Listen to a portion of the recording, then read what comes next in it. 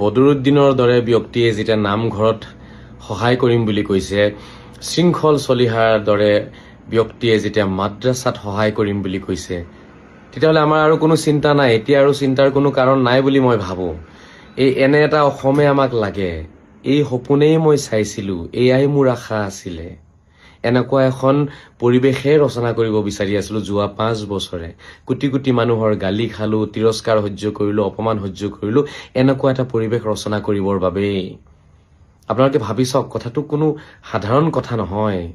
আজিৰ শৃংখল চলিহা ওলাই আহিছে আৰু কৈছে যদিহে মাদ্ৰাছাত কিবা প্ৰয়োজন হয় আমি হেল্প কৰিম। এইটো কোনো সৰু মৰু কথা নহয়। কি কাৰণে তেখেতে এই কথা ক'লে? যেতিয়া বদৰুদ্দিনৰ দৰে এজন ব্যক্তি, যিজনক আমি সদায় মৌলবাদী বা ধৰক তেওঁৰ চিন্তাধাৰা ভাল নহয় বুলি আমি সদায় কৈ আহিছোঁ, তেনেকুৱা এজন ব্যক্তিয়ে যেতিয়া ৰাইজৰ কাৰণে ওলাই আহিছে, 2 কোটি 3 কোটি টকা খৰচ কৰিব বিচাৰিছে, খৰচ কৰি দেখাইছে, তেনে ক্ষেত্ৰত শৃংখল চলিহাও বহি থকা নাই। তেওঁ ওলাই আহি পেলাই কৈছে আমিও আপোনাৰ কাৰণে কৰিম। ইয়াকেইতো ভাতৃত্ববোধ কয়, ইয়াকেইতো মৰম চেনেহ কয়। এই পৰিৱেশটো অসমত আগতেই হ'লহেঁতেন। নোহোৱাৰ কাৰণটো হৈছে একমাত্ৰ মোল্লা।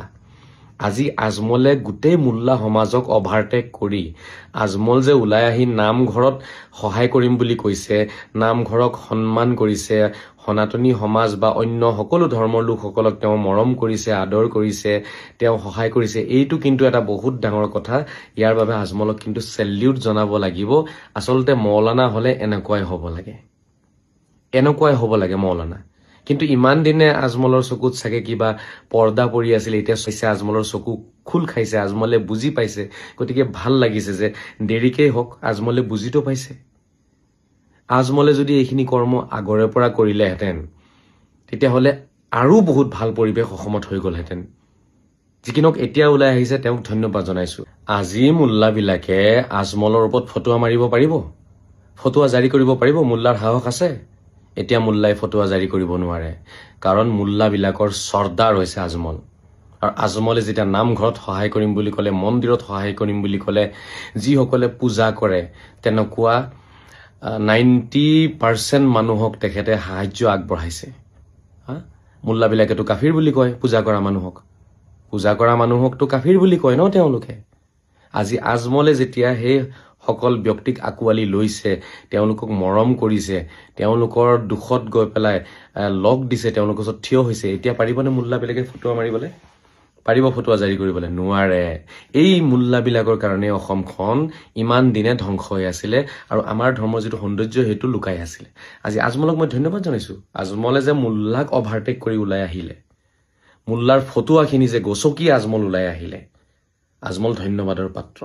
মই আশা কৰিম আজমল এনেকেই থাকক সদায়, ৰাজনীতিৰ পৰা আঁতৰত থাকি তেখেতে ৰাজনীতিৰ ঊৰ্ধত, ধৰ্মৰ ঊৰ্ধত আজমলে কাম কৰক। আজমলক অসমৰ প্ৰতিজন মানুহে মৰম কৰিব, প্ৰতিজন মানুহে। আজি কোনোবাই 20 বিঘা মাটিও দিছে আজমল ফাউণ্ডেশ্যনত শিৱসাগৰত।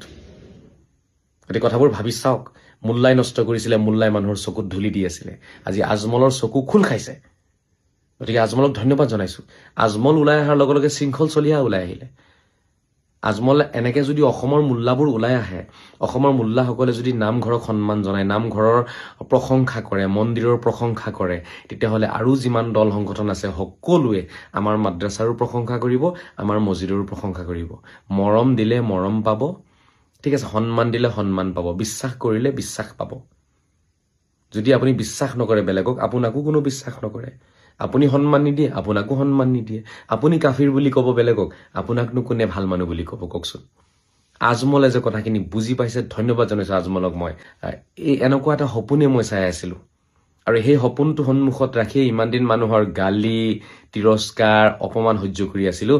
আজি অলপ কিবা এটা মনত শান্তি পাইছোঁ আৰু আজমলে সদায় এনেকুৱা এটা লাইনত চলিব বুলি আশা ৰাখিছোঁ।